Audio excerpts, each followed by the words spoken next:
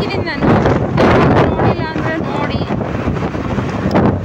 ನಮ್ಮ video like ಮಾಡಿ, share ಮಾಡಿ, ಸಬ್ಸ್ಕ್ರೈಬ್ ಮಾಡಿ.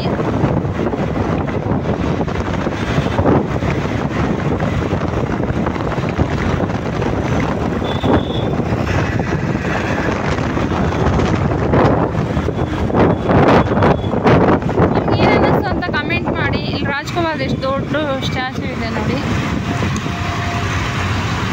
ತುಂಬಾ ರಾಜ್ಕುಮಾರ್ ಸ್ಟ್ಯಾಚು ಇದೆಯಪ್ಪ. ಸಂಪಿಗೆ ರಸ್ತೆ,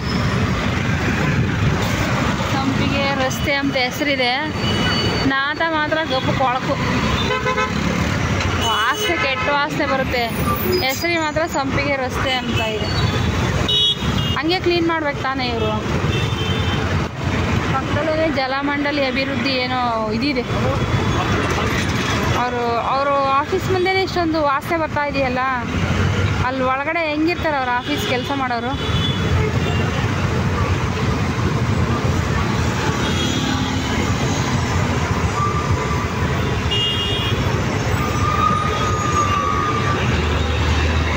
ಏನೋ ಜಲಮಂಡಳಿ ಅಭಿವೃದ್ಧಿ ಅಂತೆ, ಏನೋ ಅಭಿವೃದ್ಧಿ ಮಾಡೋರೋ ಗೊತ್ತಿಲ್ಲ.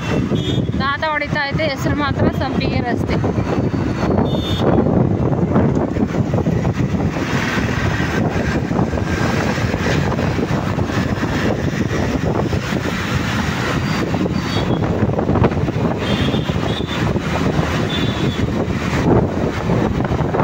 ಎಲ್ಲರೂ ನೋಡಿರ್ತಾರೆ ಬೆಂಗಳೂರು ಮೆಜೆಸ್ಟಿಕ್ಕು, ಮಲ್ಲೇಶ್ವರಮ್ಮು.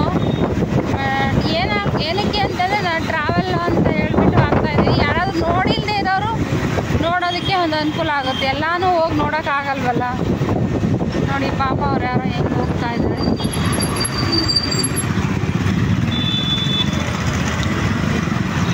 ನಮ್ಮ ವಿಡಿಯೋನೇ ಯಾಕೋ ಯಾರು ಜಾಸ್ತಿ ನೋಡ್ತಾ ಇಲ್ಲ. ನಾವು ಹಾಕೋದೇ